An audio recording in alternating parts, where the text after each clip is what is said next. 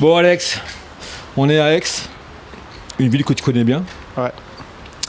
Et on est là parce que je crois que tu es quand même aujourd'hui l'entraîneur qui a le plus duré dans le paysage sportif aixois. Ça te fait quoi ? Déjà, j'ai l'impression que finalement c'est passé presque en un éclair.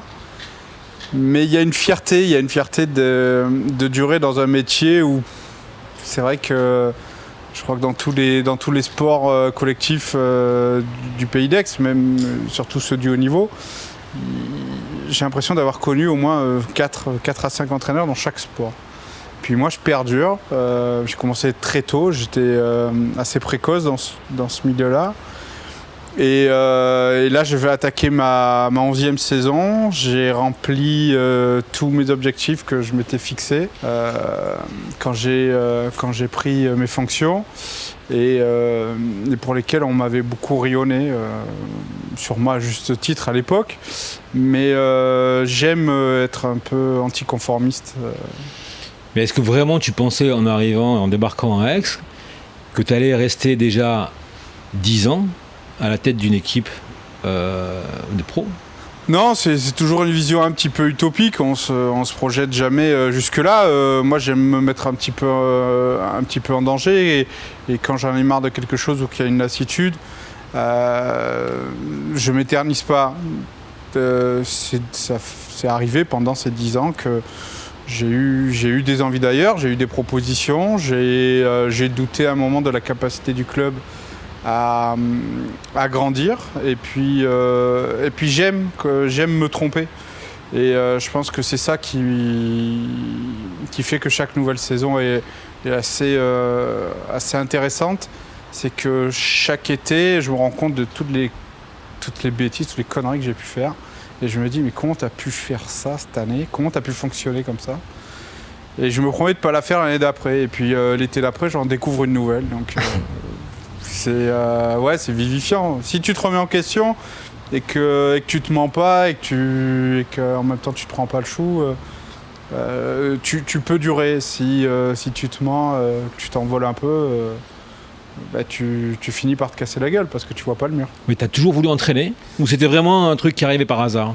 Je pense que finalement il y a plusieurs choses. Je pense que le management, les leaderships, et également le sacerdoce de transmettre, c'est inné, c'est quelque chose qu'on a. J'ai commencé avec les jeunes à Aix.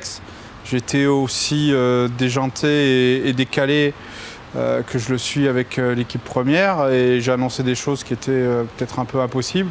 Ces choses-là impossibles chez les jeunes, on les a réalisées. Et au bout d'un moment, y a eu une opportunité pour prendre l'équipe première suite à 2 années catastrophiques avec le club. Il y a eu un conseil j'aime bien ce phénomène-là, cette période-là.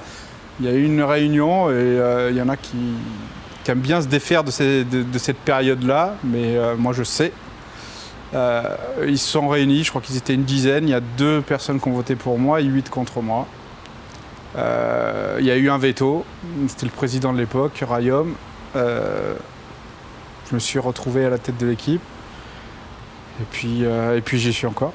Mais en même temps, je sais pas.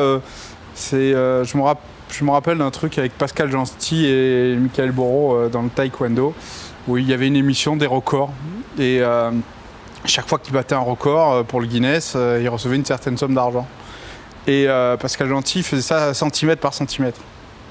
Mais Michael Boro, une année, c'était lui qui était allé, il avait un peu chauffé, il avait fait 10 cm d'un coup. Ce qui fait que le Guinness, pendant 10 ans, 20 ans, ils étaient tranquilles.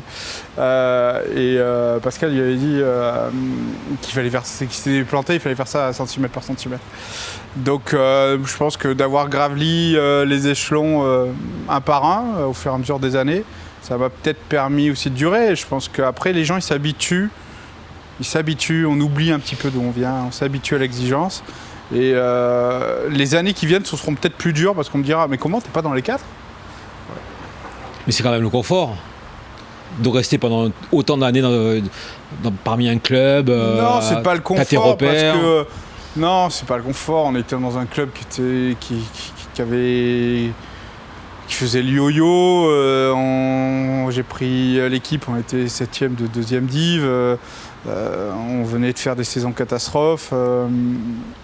Et moi, j'annonçais la montée dans les 4 ans et l'Europe dans les 10 ans. On est monté en 3 ans, on a eu l'Europe derrière, au bout des 10 ans. Quand je dis ça, évidemment, il y avait un côté un peu fou, mais je pense qu'il faut croire dans des projets un peu fous parce que sinon, on sort jamais la reine du bal. Hein.